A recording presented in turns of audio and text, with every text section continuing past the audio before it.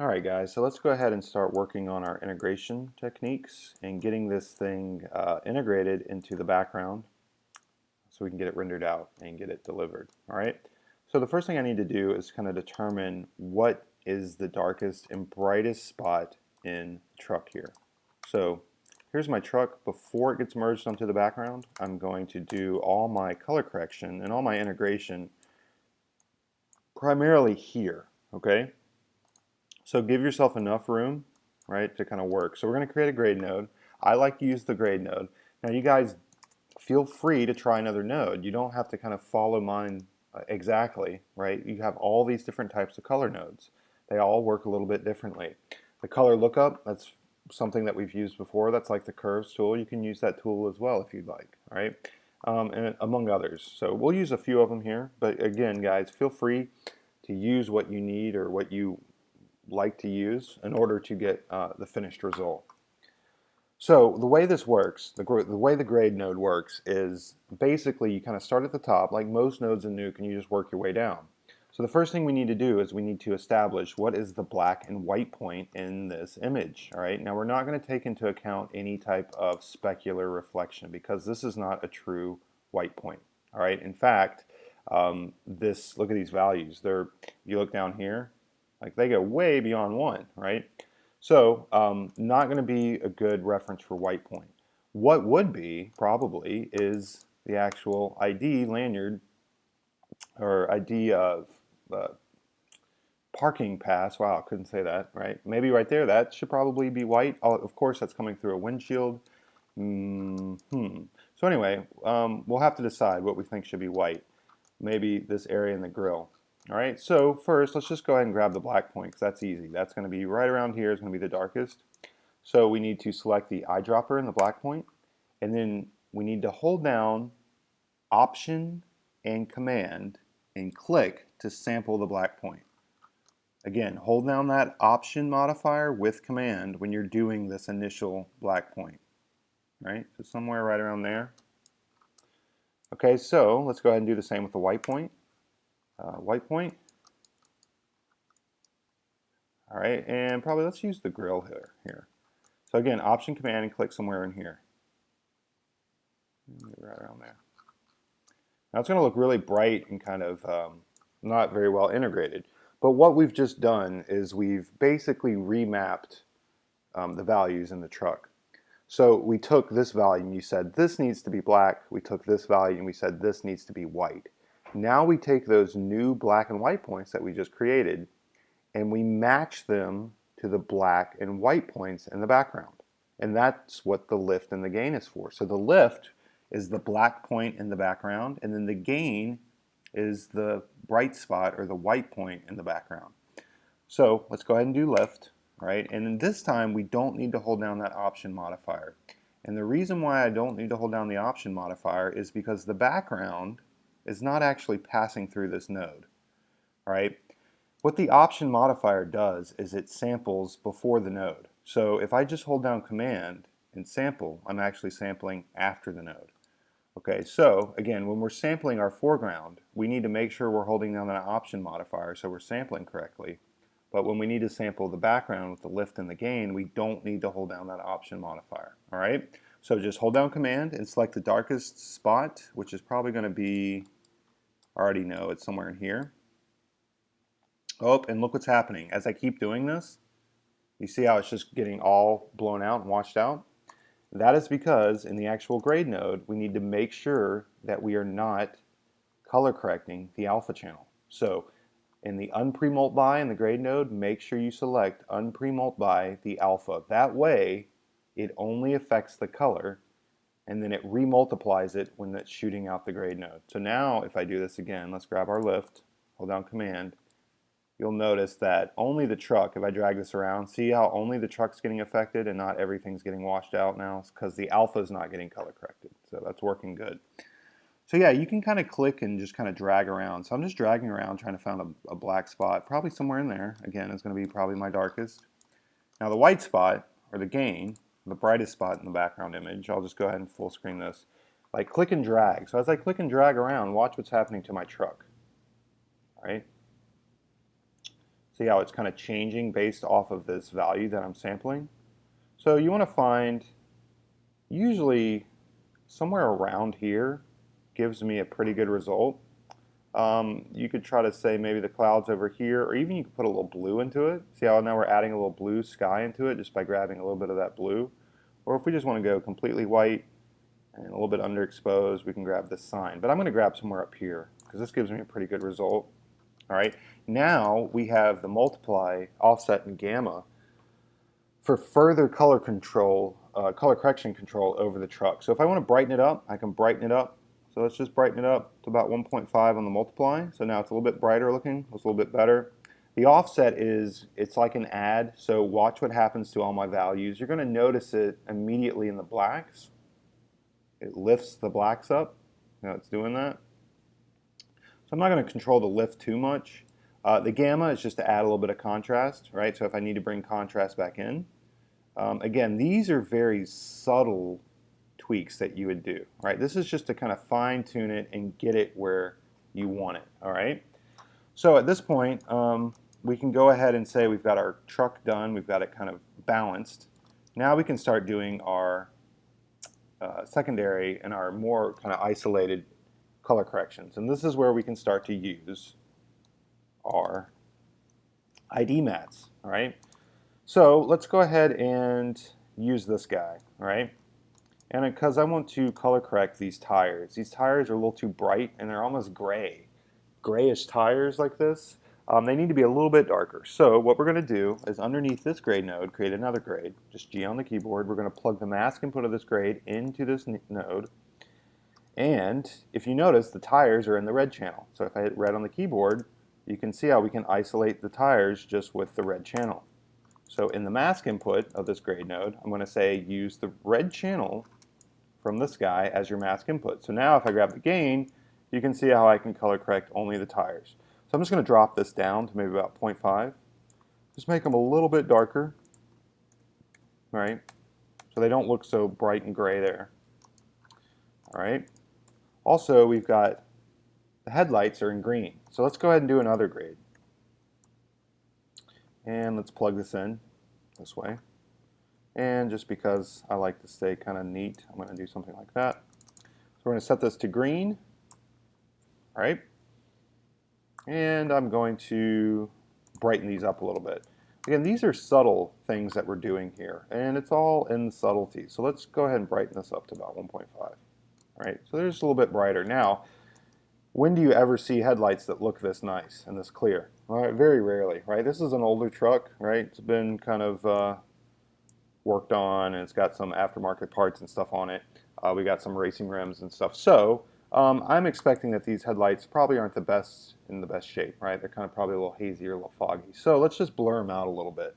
All right, so we're going to use a blur. And I'm going to put my blur down here at the bottom because I'm not quite done with my color correction. And I want to color correct before I blur here, and I'll talk about why in just a moment. So anyway, I'm going to connect this blur to this same ID mat. Again, hold down Command. Let's grab our points. Let's just keep everything kind of neat and tidy. And let's just blur this out a little bit. So we're going to select the green channel, right? That's the channel it was in. Yep. As the mask for the blur, and just blur it out. Now that's way too much. Let's not do that. Let's just add just the slightest little bit. All right. So they're just, it kind of almost kind of simulates that type of look of that plastic that you have over the headlights. All right. Okay. So let's see what else we have here. All right, so let's go ahead and work on our rims. All right, so here, because our rims, although they're not bad, we can tweak them a little bit. We're just going to plug the grade node in here, all right, before the blur, and plug this into the mask input. And for this one, again, we're going to use this green channel because that's where the rims are. And of course, you can see if we grab the gain, we're only affecting the rims here, right? So what I'm actually going to do is just increase, or actually decrease a little bit of gamma here. And you just tweak the taste. If you're not liking the way it looks, just fix it. Okay, and you could keep taking this. If I wanted to change the color of the car, I could just by using the blue channel as the mask, right? And we could change the color of the car. My suggestion would be to probably desaturate it first. So what you would do if you wanted to change it, let's see, let's do a saturation. Add. And honestly, you would probably want to do this on the diffuse, but let's just to show you. So let's use the blue channel, drop the saturation down. Right, so now we've got a completely desaturated truck. Then from here, we would do another grade, load it into the same mask, make sure you're using that blue channel, and then in the gain, just go ahead and color it, you know, whatever color you want it. Right, again, I'm doing this over everything. You would want to do what we're doing up here on your diffuse pass, right? Because your diffuse is your color information, so that's where you would want to do that. But that's how you could change the color of the body of the car if you wanted to. All right, we're not going to do that for this project. I'm just going to go ahead and disconnect that and disconnect that one. All right. Now, one thing I like to do, it just helps sit CG into a live action shot, and that is just to simply dial down the saturation just a little bit. Now watch, this is a simple trick, but you'll be surprised just how this simple little trick can help the shot look so much better. So underneath the grade, just a saturation node. All right, and I'm just going to drop this down to, let's say, 0.8. All right, just that little bit, right? You can already see how much better it looks in the shot. So that's before, right? It's just a little too bright and vibrant for the shot, right? Just removing just a little bit of it, there it is removed, right, helps blend it back into the shot. All right. So, okay, we've got our initial color correction. We've done some secondary color correction using our identification mats. We've desaturated it a little bit. So now let's talk about dealing with our lens and our camera effects. All right. So that was partly why I blurred after the color correction, is that you always want to do your color first.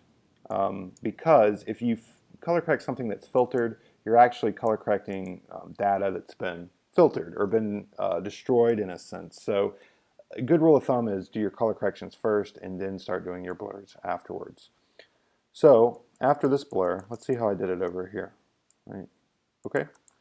So after this blur, I created a simple defocus, right? Because it's way too sharp, right? Especially we've got all these artifacts in our passes.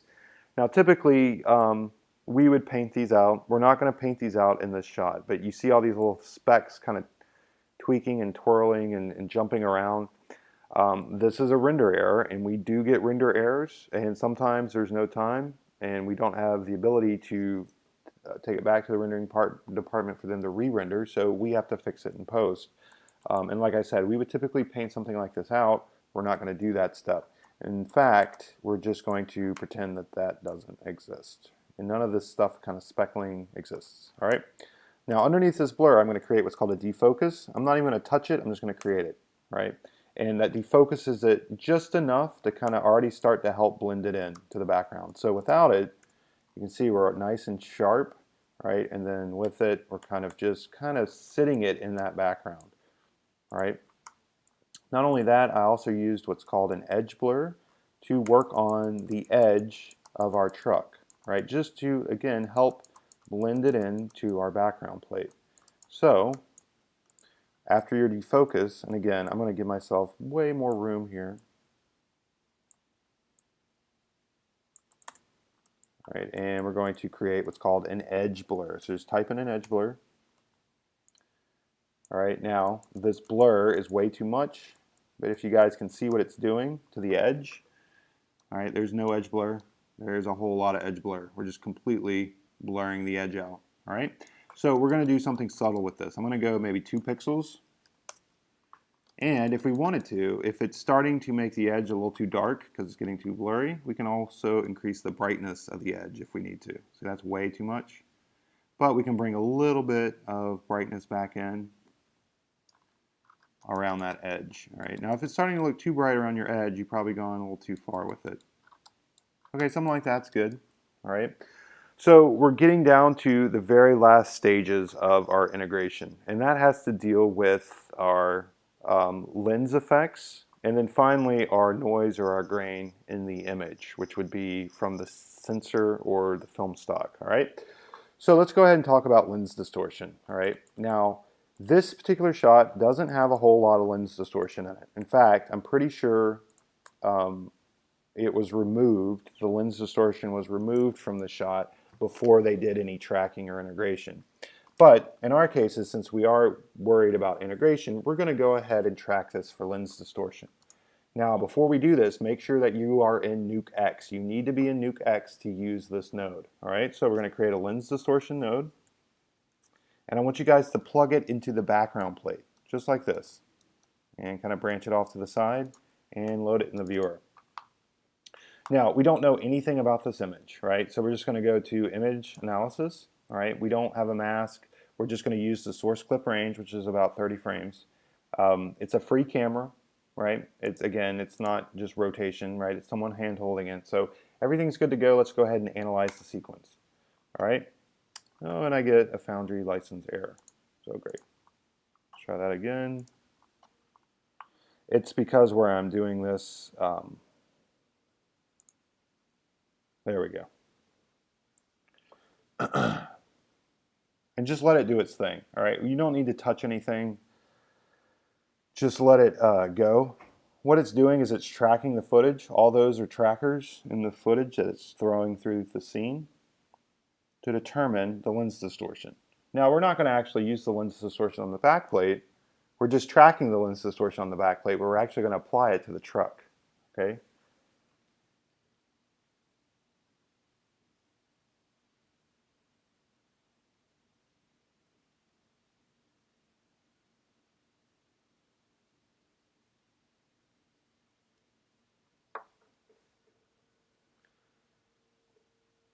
And this will take time.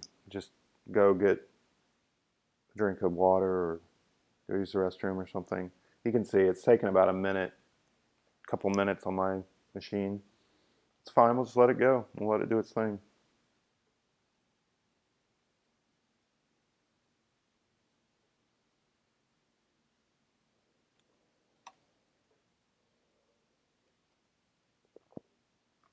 All right, we're good.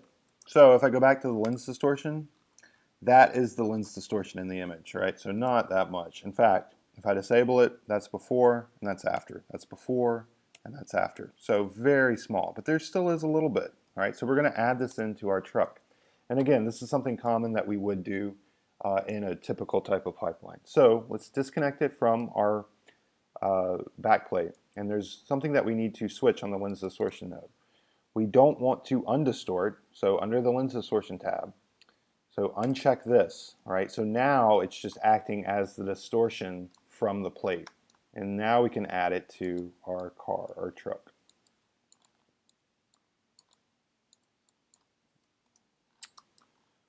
For some reason, it wanted to go up there, which is fine. Okay, so we'll put it up here towards the bottom. So we've got our defocus, we've done our edge blur. Now we do our lens distortion. All right, so you'll notice it the most on the edge. All right, if I disable, that's before and that's after, before, after, before, after, before, after. All right, okay. Finally, the last thing we need to do is we need to match our grain. So we need to match the grain of the background plate and add it into our CG truck here. And I'm also going to tweak a little bit of these render passes here. Unfortunately, we have no interior on the truck, so we're just going to leave the reflection pass like that on that window. Not too much we can do there. I can turn this spec down. This spec is too bright. I'm not seeing nearly as much spec in the background plate. In fact, it's kind of overcast looking. So we're going to go to the spec pass, which is here. And the plus, I'm going to drop this down, way down. Maybe to like 0.3 or so, somewhere around there. Because like I said, we're not getting nearly as much sun hitting it like that. Even though you can see a little bit of a shadow here, it's not a bright and sunny day. Okay, so let's go ahead and match our grain. So there's a number of ways you can do this. There's a very popular node we use called f-regrain. You can do it that way, but I want to teach you guys a manual way of doing it, right? Because this way it's just kind of automated. You just plug stuff in, it does it for you. You don't really know what you're doing or how it's working. You've got these stocks and all this stuff you can switch and all this, and you select something that finds good. But we're compositors, right? So let's use our eyes and match it with our eyes, right? So we're going to use a technique that I learned that I'm going to teach to you guys. So the first thing we're going to do is grab our background plate, right? And what you want to do in the plate that you're trying to match the grain to is you want to find an area of the image that is as neutral as possible. What I mean by that is that there's not a lot of color in the image because it'll throw off how you see the grain, obviously. So try to find something neutral. In this case, this area right here in the image is probably going to be something that works for me, right, as a kind of a neutral gray. So what I'm going to do is I'm going to select a range of values in this area. So I'm going to hold down Shift Command and grab and drag out this little sampler box. So what Nuke is doing is it's sampling every single pixel inside this box and giving me an average down here at the bottom of that color. So what I'm going to do is create a constant. Now you guys remember a constant, it's just a solid color. And what I'm going to do is grab that little swatch that I just sampled in the viewer and drag it into the color of the constant. So now I have that color as my constant, all right? So watch this. What I'm going to do is create a wipe. So make sure you have the background on viewer input 1, highlight your constant and hit 2 on the keyboard to load it into viewer input 2. And now do your wipe. So wipe between both of them. Now what I'm going to do is line this wipe up just like this. So now on the right, I've got the plate, and on the left, I have my constant. So underneath this constant, we're going to create a grain node. So create a grain, and make sure that this mask input is unchecked. We'll turn this back on, but if this is on, when I plug it into the grain, you'll get an error. All right. So uncheck it, and then plug it in, and then load it into the viewer. Just like that. All right. So there is the grain. All right, that we're creating, synthetic. This is synthetic grain, by the way. And then there is our plate off to the right, where we're going to match. So get something set up like this. So we do this on a per channel basis, right? So let's kind of expand this out so we can see all of our color channels. So let's start with the red channel. So I'm going to go into the red, and you can see there's our noise pattern, and here's the noise pattern off to the right. So the first thing I notice is that this pattern over here is way too small as opposed to this pattern. So let's drop the size of this guy. Let's go down to about 2. Okay, so that's getting closer to the pattern. Now remember, this is an approximation. It's not going to be completely accurate, all right? But if we can get it close, we can get it to blend it into the background.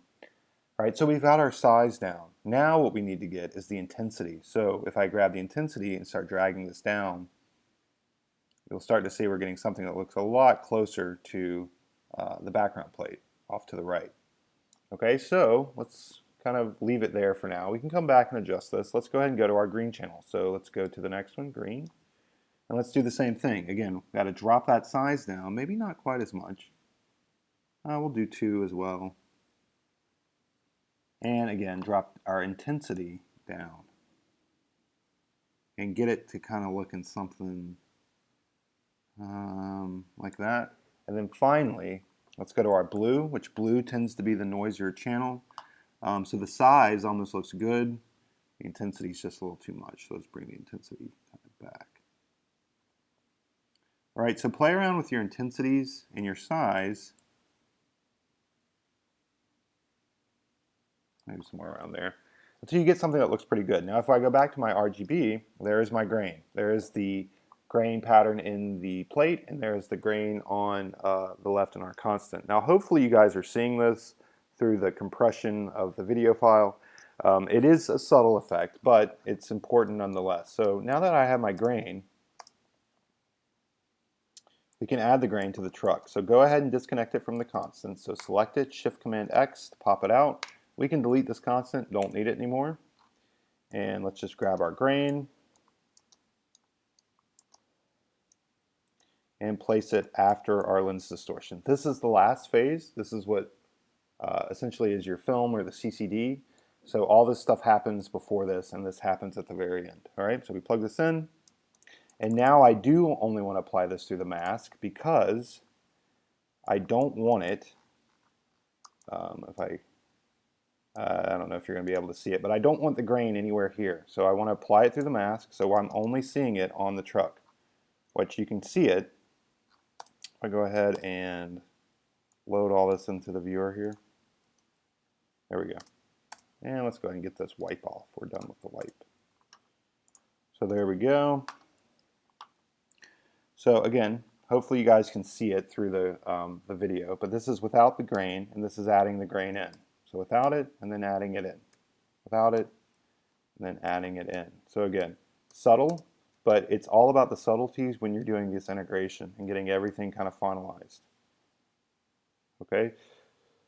So those are some simple techniques that you can do when you're incorporating your CG into a live action plate. All right, and there's more things that we could do with this. All right, and again, having identification mats like this, you can see, can just give you much more control in the composite over manipulating your image. So again, if I wanted to tint my windows, I could use this guy, right? And I could just use the red channel to tint the windows, right? Or maybe I just want to make the logo pop. I could use the green channel and make the logo pop that way. So you guys don't necessarily need to use all these, but if you want to, that's fine. All right, but I need to see this basic layout in your script when I open it for grading. Okay, so we're just going to do this, and I'm going to organize this stuff in a way that's laid out so I can see it. So this will be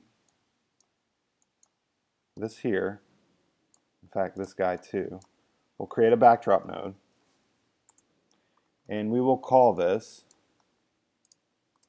integration. So go to the node, type in integration. Again, I want to see this in your comp, so make sure that you're doing this and then using the backdrop. And this is our lens effects. So let's do another backdrop. And you can just type in lens. All right. Let's go ahead and render this guy out. Again, make sure you guys are using the correct naming convention on FSO. So I just hit W to create a right node, and hit Option P so I can kind of see what I'm going to render.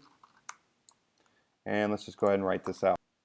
We'll use, again, the H.264 codec, render it out. So make sure you render the right frames, 146 to 175, and let it do its thing. So again, rendering doesn't take that long in Nuke. It should be done in seconds, not hours or days or anything like that, all right?